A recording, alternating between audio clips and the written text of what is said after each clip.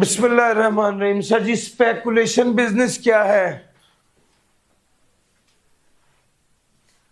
Speculation business means any business in which a contract for the purchase and sale of the commodity, including stock and shares, is periodically or ultimately settled otherwise than by actual delivery or transfer of the commodity, but does not include a business. Speculation business क्या है? Sir, shortcut में पैसा कमाना, एक contract करना ताकि price की fluctuation से पैसे कमाए जाएं, इसको स्पेकुलेशन कहते हैं। सर, सोने का रेट ऊपर नीचे हो रहा है, डॉलर का रेट भी ऊपर नीचे होता है। आपने डॉलर खरीदा, सोना खरीदा, इसका कॉन्ट्रैक्ट कर लिया ताकि फ्यूचर में जब इसकी प्राइस बढ़े तो आपको फायदा हो जाए, इसको स्पेकुलेशन बिजनेस कहते हैं। तो इसमें तीन बातें काम की हैं।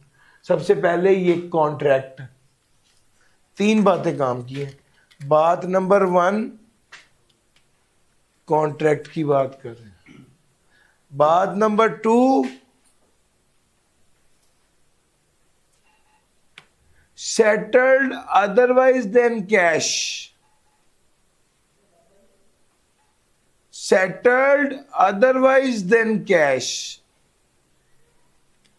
but does not include a business in which, लेकिन इसमें क्या शामिल नहीं होगा। अच्छा, ये क्या शामिल नहीं होगा ये बाद में करते हैं। आपने कॉन्ट्रैक्ट किया ताकि फ्यूचर में प्राइस फ्लक्चुएशन से फायदा उठाएं और पैसे कमा लें। तीसरी बड़ी अहम बात यह कि एक्चुअल डिलीवरी नहीं होनी चाहिए। इसका क्या मतलब है? इसका मतलब है आपने $1000 खरीदने का कॉन्ट्रैक्ट किया। कब खरीदेंगे?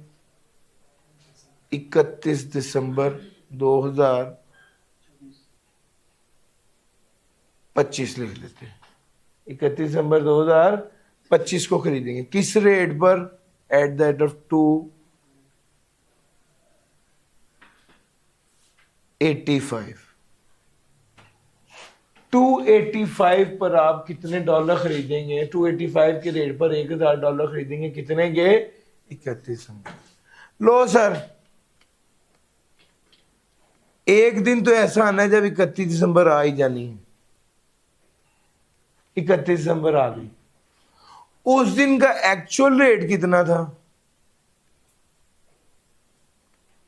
280। उस दिन का एक्चुअल रेट था 289 और कॉन्ट्रैक्ट रेट क्या था?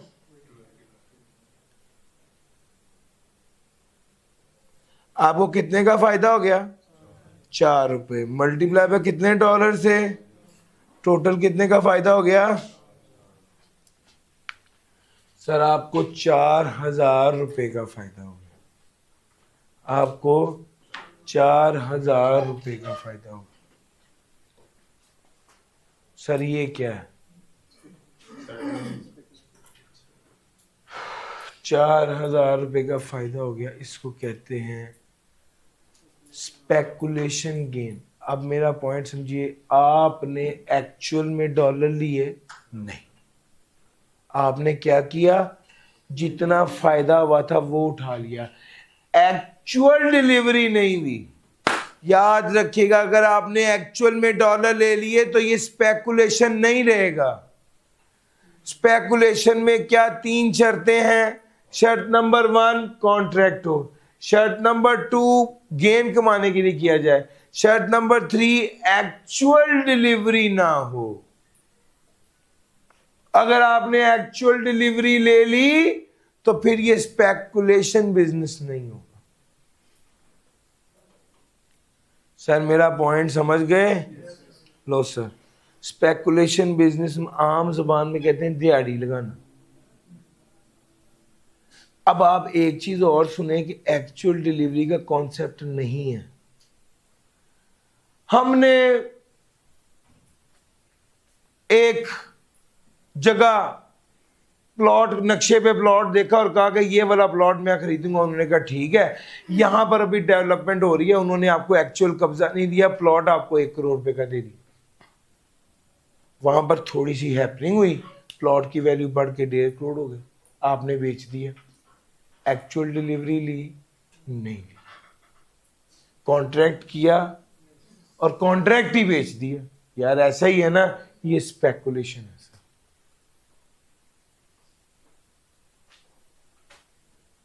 सर जी गन्ने की फसल हो गई, शुगर मिल वाले गन्ना खरीदते हैं, दरमियान में एक मिडलमैन आता है, कहता है अगले साल की गन्ने की फसल बेचोगे?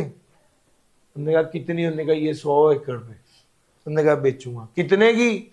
1 करोड़ रुपए का सौदा होगा।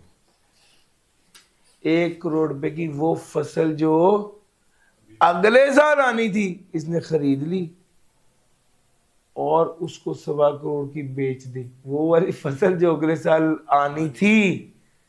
सर मेरा पॉइंट समझ आ रहा है? 25 लाख रुपया गेन हो गया, जेब में डाला भाई रात। ये क्या है sir? Speculation. Gold shares, sir gold का कॉन्ट्रैक्ट किया, गोल्ड खरीदूंगा। रॉ कॉटन का कॉन्ट्रैक्ट किया, शुगर केन का कॉन्ट्रैक्ट किया कि मैं खरीदूंगा।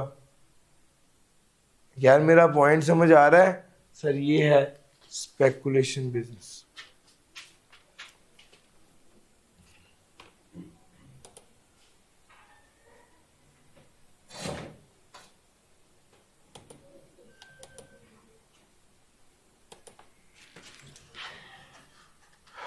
स्पेकुलेशन बिजनेस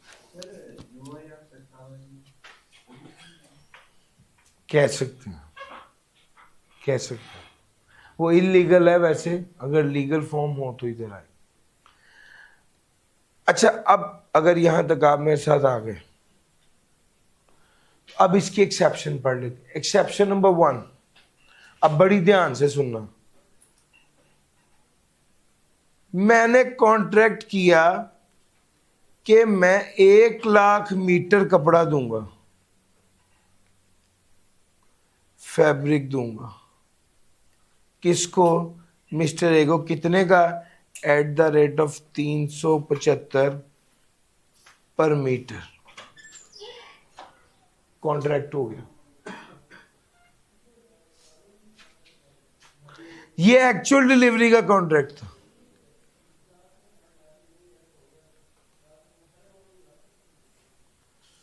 उसके बाद आगे क्या हुआ?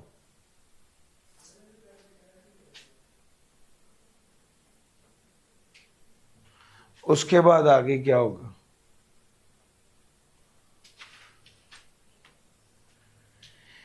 इस फैब्रिक को बनाने के लिए मुझे ऑर्डर मिला था 1 लाख मीटर कपड़ा बनाकर देना है 375 के हिसाब से।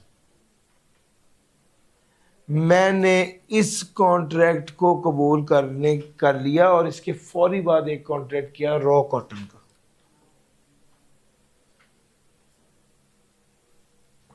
रॉ कॉटन का कॉन्ट्रैक्ट कर लिया। कितने का? सर मैंने रॉ कॉटन का कॉन्ट्रैक्ट किया कि मैं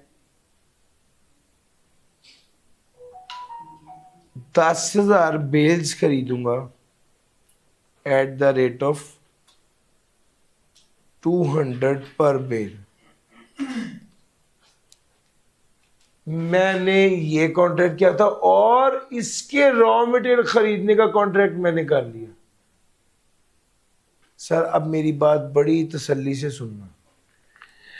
एक्चुअल डिलीवरी वाले कॉन्ट्रैक्ट को पूरा करने के लिए या इस कॉन्ट्रैक्ट में लॉस से बचने के लिए अगर मैंने दूसरा कॉन्ट्रैक्ट किया है तो ये वाला कॉन्ट्रैक्ट स्पेकुलेशन बिजनेस नहीं होगा। सर वो ये कह रहा है कि अगर आपने रॉ मटेरियल या मर्चेंडाइज का कॉन्ट्रैक्ट किया है जबकि आपने मैन्युफैक्चरिंग करनी थी, ताकि आप फ्यूचर प्राइस फ्लक्चुएशन में लॉस से बच जाएं। और आपने दूसरा कॉन्ट्रैक्ट जिसमें एक्चुअल डिलीवरी करनी है वो आपने फुलफिल करना है, तो ये स्पेकुलेशन बिजनेस नहीं होगा। सर मेरा पॉइंट समझ गए? यानी मैंने कॉन्ट्रैक्ट नंबर 1 को पूरा करने के लिए कॉन्ट्रैक्ट नंबर 2 किया, तो जो कॉन्ट्रैक्ट नंबर 2 किया ये स्पेकुलेशन बिजनेस नहीं होगा। याद रखिए, अब मेरी बात ध्यान से सुनो, क्या कॉन्ट्रैक्ट नंबर 2 में मैंने एक्चुअल रॉ कॉटन खरीदनी है? नहीं खरीदनी, एक्चुअल डिलीवरी नहीं लेनी मैंने। सर अगर मैंने एक्चुअल डिलीवरी लेनी हो तो फिर स्पेकुलेशन का तो मसला ही नहीं है यार। आप स्पेकुलेशन बिजनेस के टॉपिक में ये बात क्यों पढ़ रहे हो? स्पेकुलेशन बिजनेस का तो मतलब है कि आपने एक्चुअल डिलीवरी लेनी नहीं है। अच्छा, अब बात यह है कि रॉ कॉटन को खरीदने का कॉन्ट्रैक्ट किया है ताकि मैं प्राइस फ्लक्चुएशन से बच जाऊं। मैंने इस कॉन्ट्रैक्ट में एक्चुअल डिलीवरी नहीं लेनी, लेकिन ये वाला कॉन्ट्रैक्ट जिसमें मैंने एक्चुअल डिलीवरी नहीं लेनी, ये असल में मैं इसलिए कर रहा हूं चूंकि मैंने एक और कॉन्ट्रैक्ट किया हुआ है जिसमें मैंने एक्चुअल डिलीवरी देनी है। तो इस कॉन्ट्रैक्ट को पूरा करने के लिए मैंने रॉ मटेरियल का कॉन्ट्रैक्ट किया, तो ये वाला कॉन्ट्रैक्ट स्पेकुलेशन बिजनेस नहीं समझा जाएगा। सर मेरा पॉइंट समझ आ रहा है? आओ मेरे साथ। A contract in respect of raw material या merchandise is entered into by a person in the course of manufacturing or mercantile business to guard against future loss through price fluctuation for the purpose of fulfilling the person's other contract। इसका मकसद क्या है कि दूसरा contract पूरा किया जा सके for the actual delivery of goods to be manufactured or merchandised। A contract in respect of stock and shares is entered into by a dealer or investor therein to guard against loss in the person's holding of stock and shares through price fluctuation। Contract करेंगे किसका? Stock and shares का contract करेंगे by a dealer or investor to guard against loss in the person's holding of stock and shares through price fluctuation। Sir ये बात आप समझ गए? चलूं आगे? Sir ji, a contract is entered into by a member of forward market or stock exchange in the course of any transaction in the nature of jobbing to guard against loss। अच्छा, अब मैं दूसरा वाला पॉइंट पहले बता दूं। एक investor है, उसने स्टॉक्स खरीदे, शेयर्स खरीदे और उसको खरीदने के कॉन्ट्रैक्ट किया स्टॉक खरीदने का। अ कॉन्ट्रैक्ट स्टॉक और शेयर खरीदने का किया है। किसने किया है? इन्वेस्टर या डीलर ने किया है। किस लिए? ताकि वह फ्यूचर में लॉस से बच जाए जो प्राइस फ्लक्चुएशन से होना है। तो इसे स्पेकुलेशन बिजनेस नहीं समझा जाएगा। सर तीसरा, एक बंदा है वो बिजनेस ही ऐसे करता है, शेयर खरीदने का कॉन्ट्रैक्ट करता है फिर शेयर बेचने का कॉन्ट्रैक्ट करता है। देखिए, मैंने कॉन्ट्रैक्ट किया कि मैं शेयर्स खरीदूंगा, शेयर परचेज करूंगा, कितने का? 100 रुपये पर शेयर। और फिर मैंने कॉन्ट्रैक्ट कर लिया टू परचेज, और फिर मैंने कॉन्ट्रैक्ट कर लिया कि मैं सेल कर दूंगा शेयर्स, कितने का? 102 रुपये का। अब दुनिया में जो भी हो जाए, मैं तो 100 का खरीद के 102 का बेच दूंगा। यस और नो? सर मैंने अपने आप को प्राइस फ्लक्चुएशन की वजह से जो लॉस होना था उससे बचा लिया। इसको स्पेकुलेशन बिजनेस नहीं कहते, इसको स्पेकुलेशन बिजनेस नहीं कहते। सर जी मैंने अपना टॉपिक कवर कर लिया, मैंने बस इसके प्रैक्टिकल एग्जांपल करानी है। सर 4 बातें मैंने आपको टोटल बताई हैं, टॉपिक यहां पे खत्म हो जाता है बस। बात नंबर 1, बिजनेस की है, स्पेकुलेशन बिजनेस क्या है?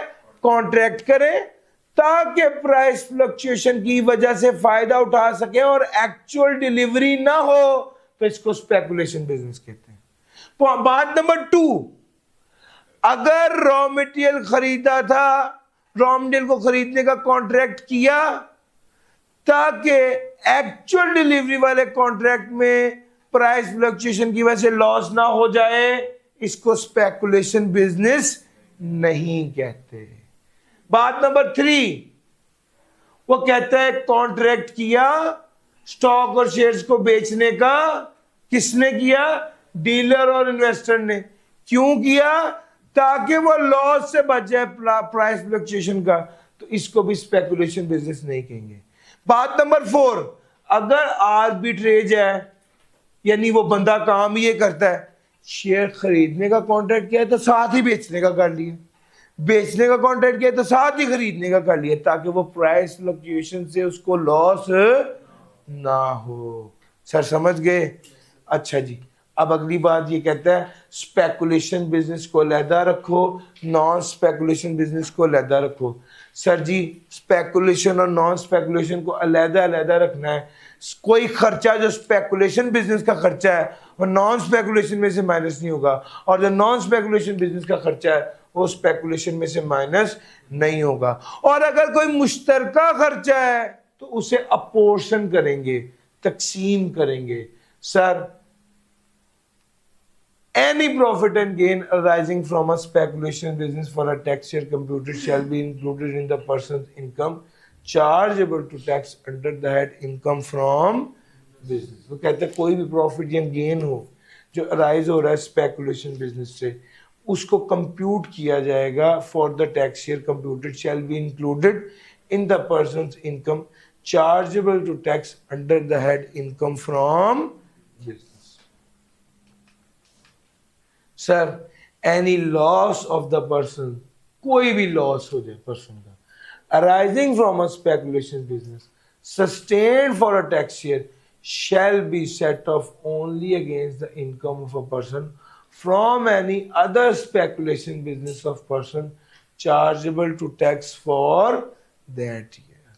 Sir, अगर speculation loss हो जाए, if a speculation loss sustained by a person for a tax year is not wholly set off, then the amount of the loss not set off shall be carried forward to 6th tax year immediately succeeding the tax year for which the loss was first computed।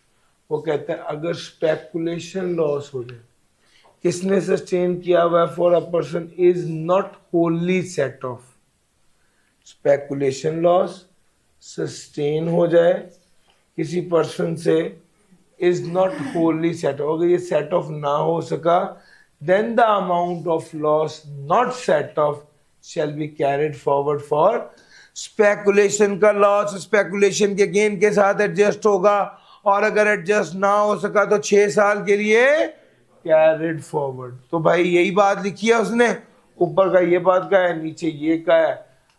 अच्छा जी, अब मैंने आपको एक सवाल करवाना है, ये सवाल आप कर गए तो ये टॉपिक आपकी, इस टॉपिक की हर बात इस सवाल में, ये टॉपिक आपकी ग्रिप में आ जाएगा। आपकी एग्जांपल है E1, जरा निकाल लीजिए। MSXYZ enterprises deal in cloth trading. Total revenue from cloth trading कितना था? 10 million during the year 2005। Gross profit from the trading business was amounting to 2 million. Revenue कितना था? 10 मिलियन का। ग्रॉस प्रॉफिट कितना था? 2 मिलियन का। During the year the price fluctuation were very high. Sir, इस साल में प्राइस फ्लक्चुएशन बहुत हाई थी in cloth market. Considering the trend, MSXYZ enterprise also made forward purchasing of cloth. इस ट्रेंड को कंसिडर करते हुए MSXYZ ने क्या किया है? फॉरवर्ड परचेज किया है। Also made forward purchase of cloth to reap the benefits of price fluctuation.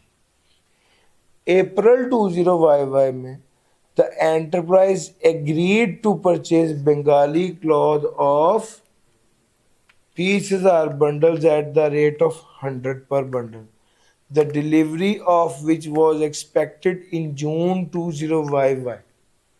Sir ji, पहली बात है कि उसने कहा जी कि हम भी फॉरवर्ड कॉन्ट्रैक्ट कर लेते हैं, को 2 पैसे कमा लेंगे बेनिफिट ऑफ प्राइस फ्लक्चुएशन को। अप्रैल 2055 में एंटरप्राइज ने बंगाली क्लॉथ 20,000 बंडल कितने का खरीदा? 100 रुपए का। डिलीवरी कब होनी थी इसकी? जून में। सेलर ने एग्री किया कि the seller agree to purchase the same good at a rate ruling at the date of sale in June. The price of Bengali cloth has been increase to ₹120 per bundle. MSXYZ Enterprise disposed of that cloth of 20,000 bundles to the seller at a market prevailing rate without taking into delivery of stock. Sir,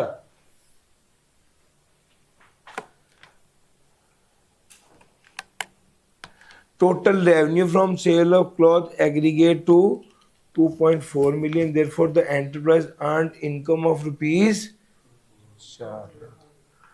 Total administrative and general expenses of rupees 1 lakh were incurred during the year 20YY.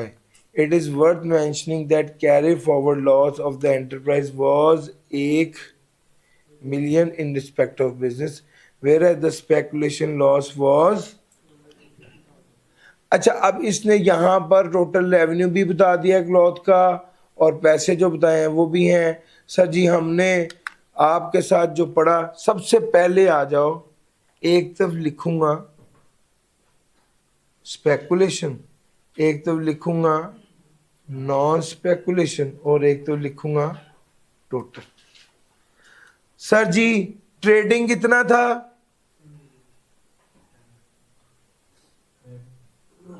10 million.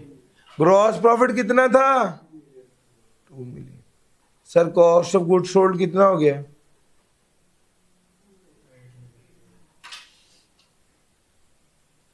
8 million. Done हो गया sir जी। आपने 1 महीने बाद आए, दिमाग पे कट्ठा जोर ना दे दें, स्लो स्लो जरा चले। लो सर, नॉन स्पेकुलेशन क्या है? सर जी ये नॉन स्पेकुलेशन है, बिल्कुल सब भाई की बात सॉलिड है। इसको हम लिख देते हैं ट्रेडिंग।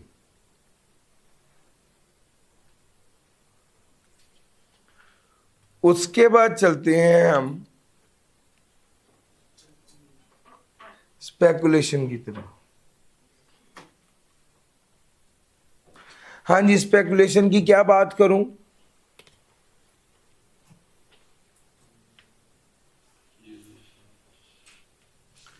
जी सर, स्पेकुलेशन कितने का बेचा भैया? 20,000 बंडल था, बेचा 120 के हिसाब से 2.4 मिलियन का। खरीदा कितने का था? 2 मिलियन का। कितने का गेन हो गया?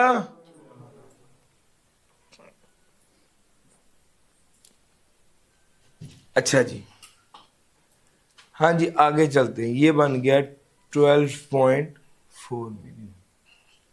कॉस्ट ऑफ गुड सोल्ड की बात करूं तो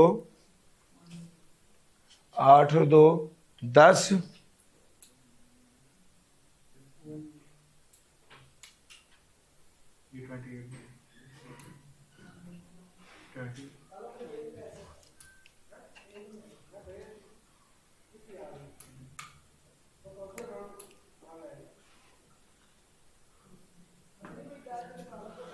सर मेरा पॉइंट समझ आ रहा है?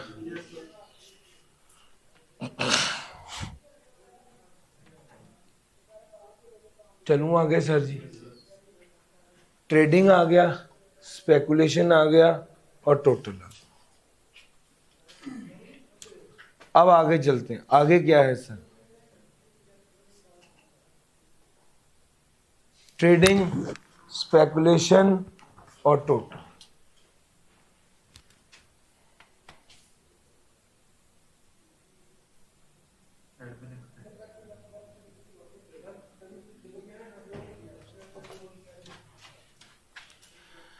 अब आगे चलते हैं और बात करते हैं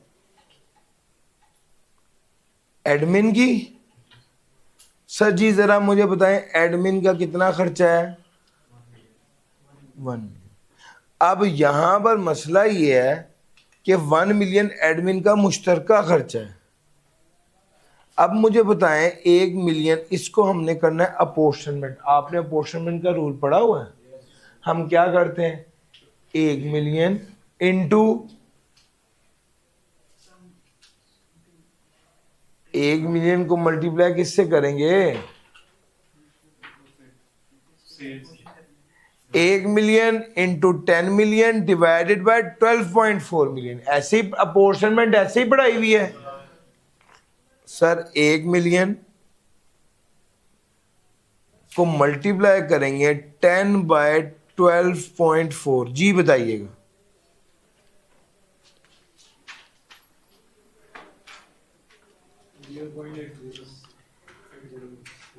पूरा बताएं। 806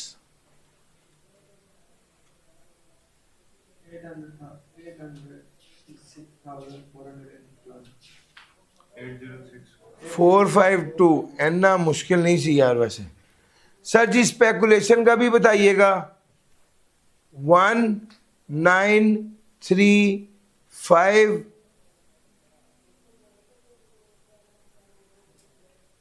8 नहीं 548। मैंने जुबानी कर लिया इतनी देर में। 193548 ही है। लो सर ये एडमिन है सर, ये खर्चा था, ये खर्चा था, ये लेस कर।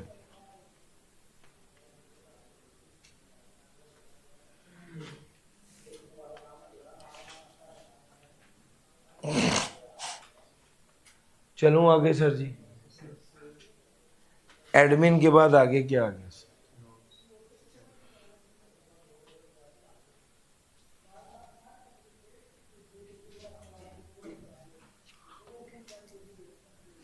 सर जी यहां पर गेन आ गया 1193548। यहां पर आ गया 206,452। ये टोटल बताइएगा।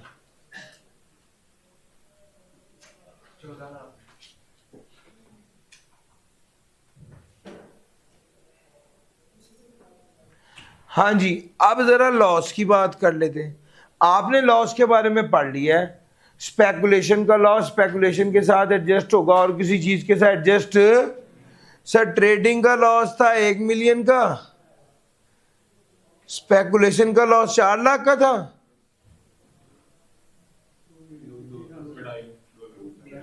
वन 193548 ये 2.5 लाख था। जी मुझे बताइएगा।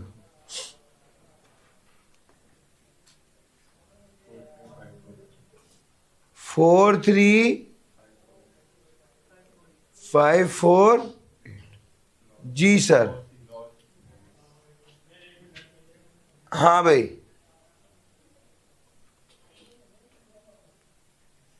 आगे क्या था सर?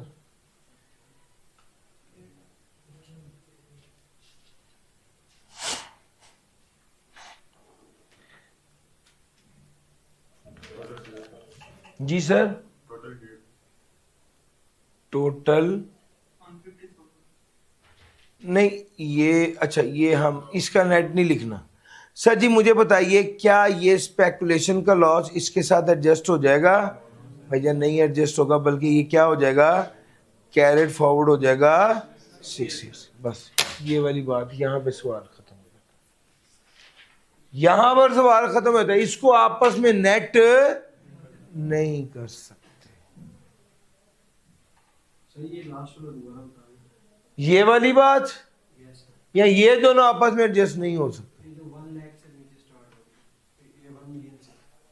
ये देखो ये ब्रॉड फॉरवर्ड लॉस था सर, ये यहां पर लिखा हुआ है। ये लॉस बिजनेस का है, ये स्पेकुलेशन का। ये मैंने बिजनेस का ट्रेडिंग का गेन था, इसको इसमें से एडजस्ट किया, ये आ गया। ये स्पेकुलेशन की इनकम थी, इसमें से ये स्पेकुलेशन का लॉस एडजस्ट किया, ये आ गया। अब जो बाकी स्पेकुलेशन का लॉस है वो स्पेकुलेशन के गेन के साथ एडजस्ट नहीं होगा। ये कैरेट फॉरवर्ड हो जाएगा और ये टैक्सेबल होगा जी।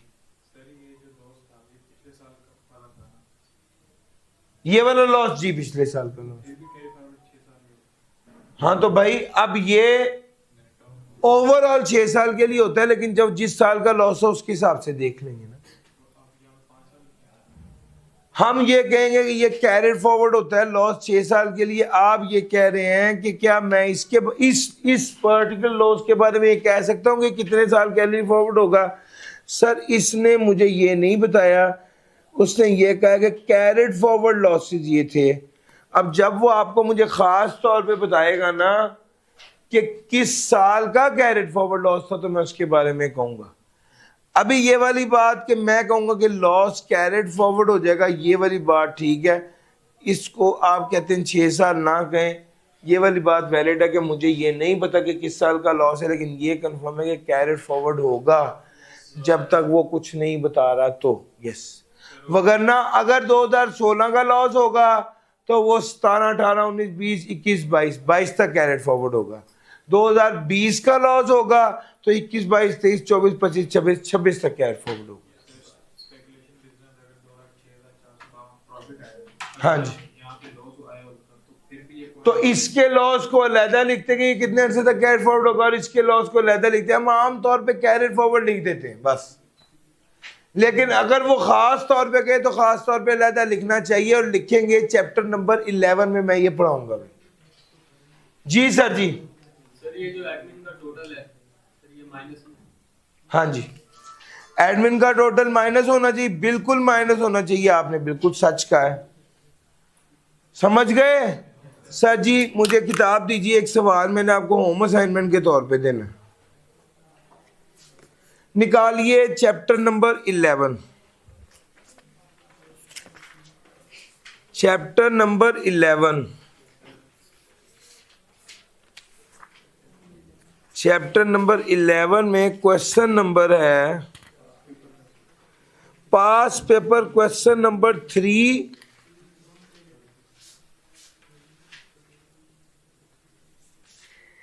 चैप्टर नंबर 11 में पास पेपर क्वेश्चन नंबर 3 इसी सवाल की फोटोकॉपी है।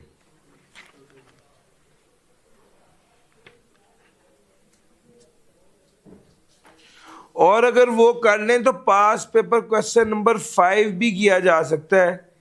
ये दोनों इसी सवाल की फोटोकॉपी हैं, बिल्कुल सेम सवाल। सफ़ा नंबर 233 और 234 पे क्वेश्चन नंबर 3 और क्वेश्चन नंबर 4 लोन ट्रेडर और जमील एंड कंपनी, ये सवालात आपने ज़रूर कर लेने हैं। ये बिल्कुल इसी पैटर्न पर ही है। ठीक हो गया सर जी? थैंक यू जी, अल्लाह हाफिज़।